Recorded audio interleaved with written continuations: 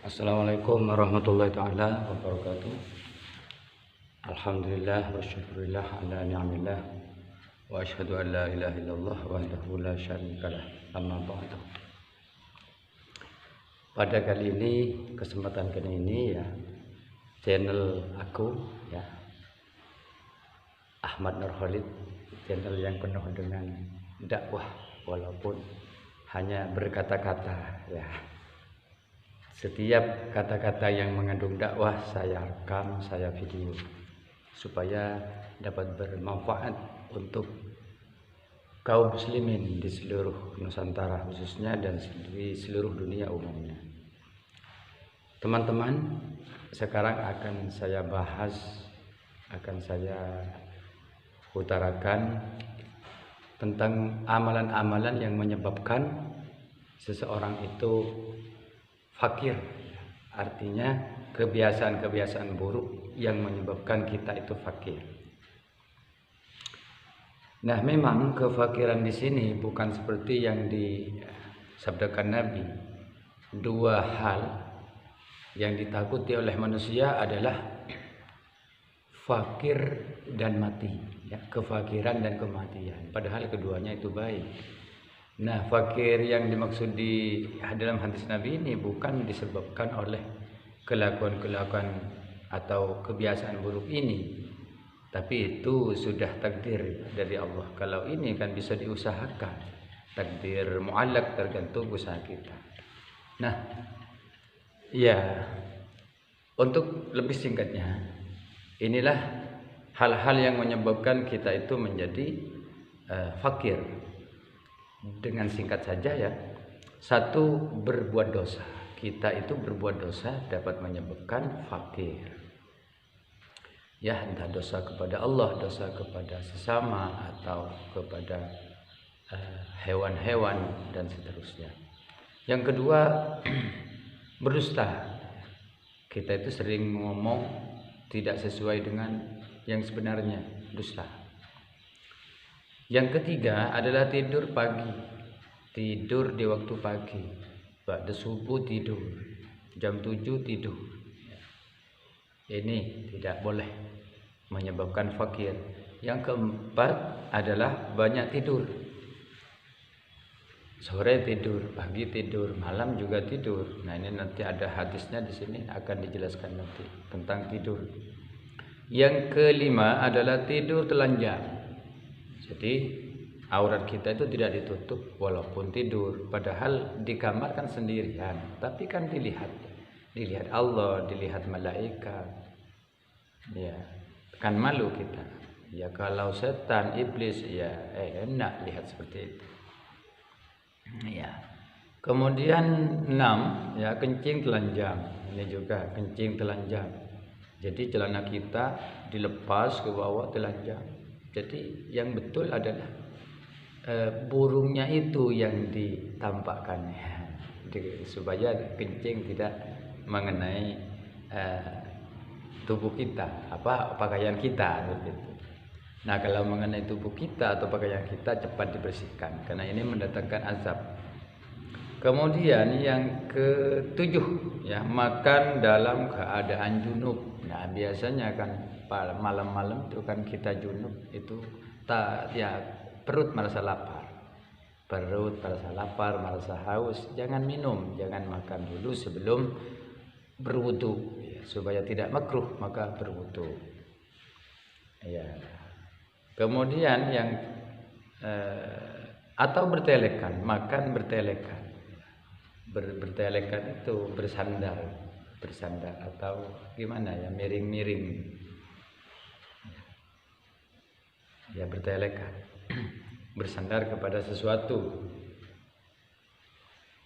Yang ke-8 adalah membiarkan sisa makanan. Jadi sisa makanan di piring itu dihabiskan walaupun hanya satu butir, karena siapa tahu dia adalah barokah. Yang ke-9 adalah membakar kulit bawang.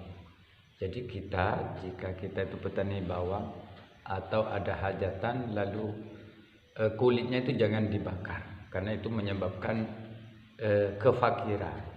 Yang ke-10 menyapu lantai dengan kain, tidak pakai sapu, sapu lidi atau sapu kipas. Ya, pakailah sapu kipas atau sapu lidi. Kemudian yang ke-11 menyapu di waktu malam. Di waktu malam, ba'da maghrib terus ke belakang, jangan nyapu. Ya. Kalau kata orang dulu itu coba, ya, nggak baik.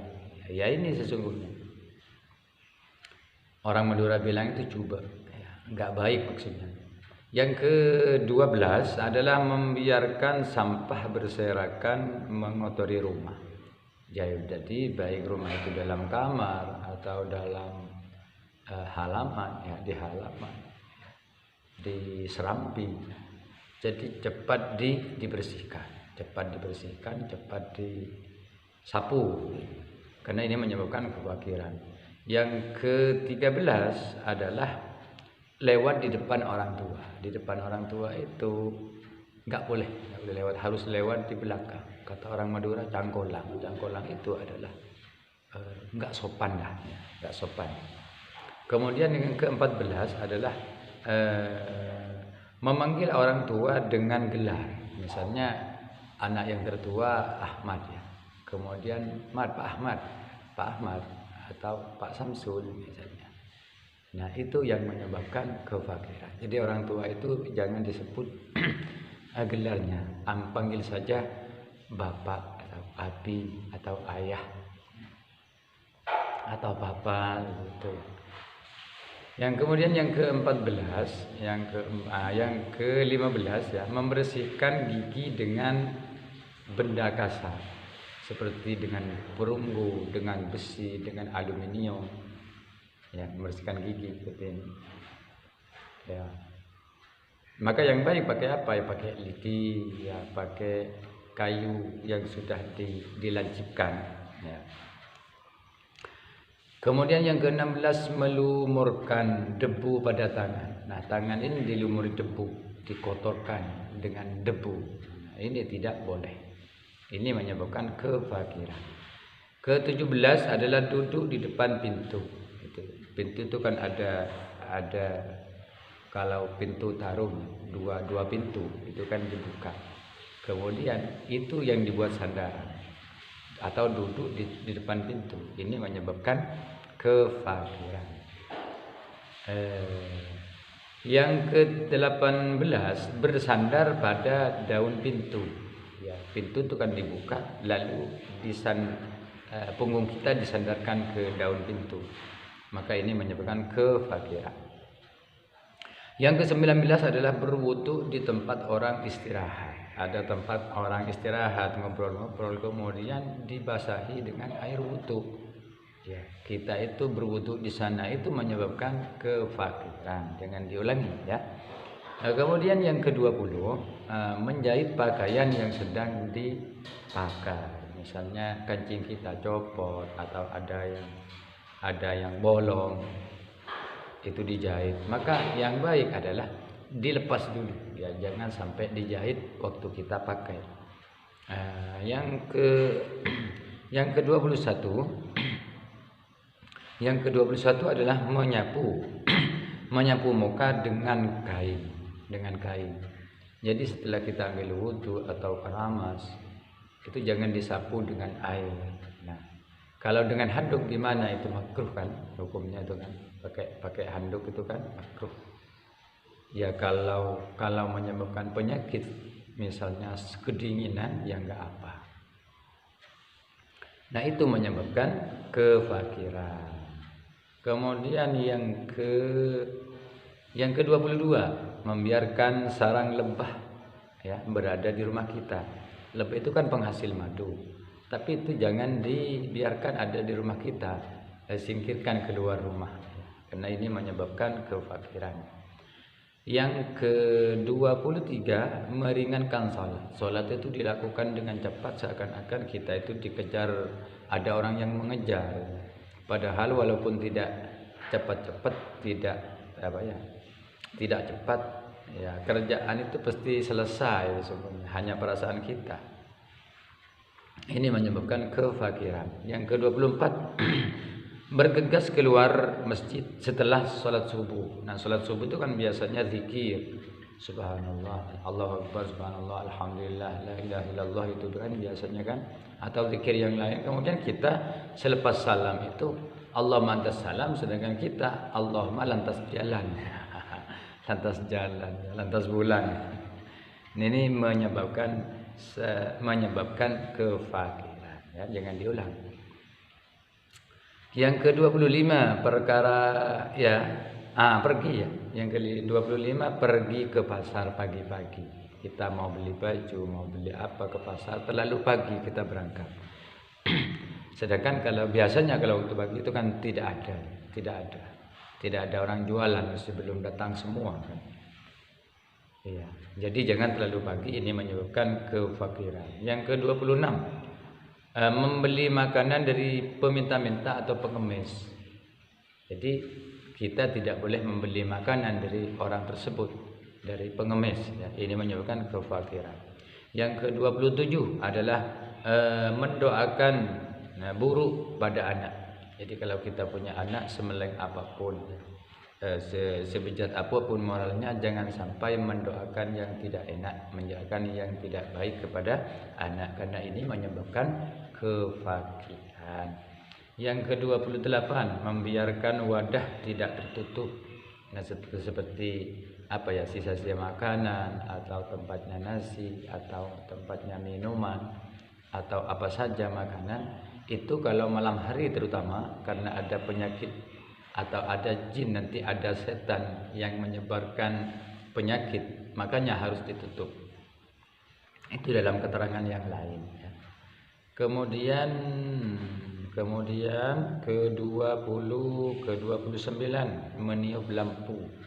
Kalau dulu itu kan lampu pakai minyak bumi, sekarang sudah pakai listrik. Tapi bisa saja terjadi, misalnya nanti listrik padam, kemudian pakai lilin itu ditiup, maka menyebabkan kefakiran. Maka caranya gimana? Iya, pencet atau tumbun dengan kainnya dibasahi kan. Yang ke-30 adalah menulis dengan pena rusak. Menulis pena yang sudah rusak, ya, yang sudah patah atau yang sudah pecah, ya jangan dibuat menulis, karena ini menyebabkan kefakiran. Kemudian yang ke-31 adalah menyisir dengan sisir yang rusak. Nah, sisir kita itu kan terkadang copot, ya, terkadang sudah patah, masih dibuat nyisir. Ya, jangan sering-sering nyisir, karena bersisir setiap hari itu termasuk akhlak yang kurang baik, ya. Ini menurut keterangan dari Nabi Muhammad SAW, ya. Kemudian yang ke-32 tidak mendoakan kebaikan kepada orang tua. Seharusnya kita itu sebagai anak, ya biasalah membaca yang diajarkan Al-Quran. Rabbana ighfir lana dzunubana wa liwalidayna warhamhuma kama rabbayana shaghira, seperti itu. Jadi doakanlah kebaikan, terutama yang telah meninggal dunia. Kata orang Madura, esan dekai, disedekahi, arwahnya itu disedekahi, karena itu nyampe. Kemudian selanjutnya adalah yang ke-33, memakai sorban sambil berdiri. Sambil berdiri kita pakai sorban, baik sorban diikatkan atau diselendangkan atau ditutupkan seperti jilbab itu, seperti kayak pakai jilbab tapi enggak di sini kan. Ya, kemudian 34 memakai celana sambil duduk. Nah, makanya sambil duduk itu menyebabkan kefakiran. Makanya berdiri kalau pakai celana, baik celana pendek atau celana dalam atau celana panjang.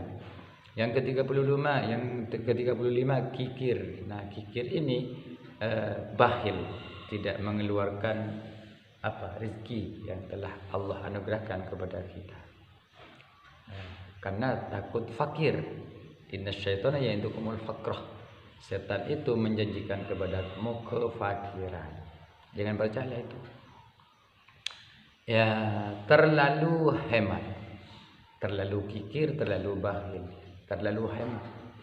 Sulit kita membelanjakan, sulit kita memberi, sulit kita berinfak, sulit kita berbagi dengan orang lain. Ini menyebabkan kefakiran.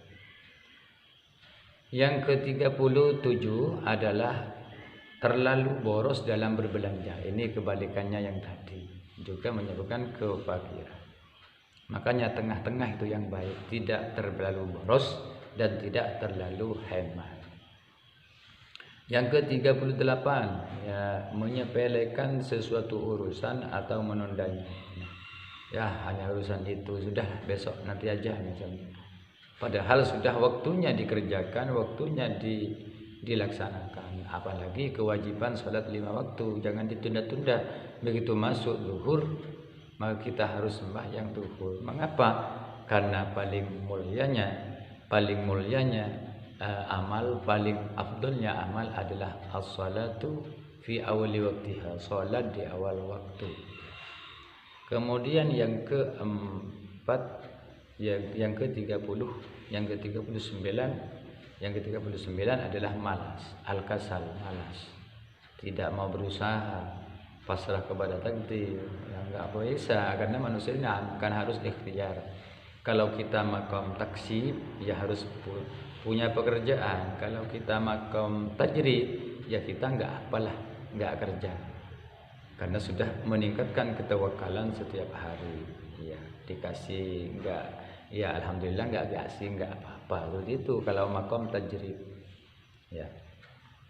Kemudian yang ke-40, selalu terlambat datang ke masjid. Nah, ini yang banyak terjadi. Selalu terlambat, sudah iqamah masih mandi.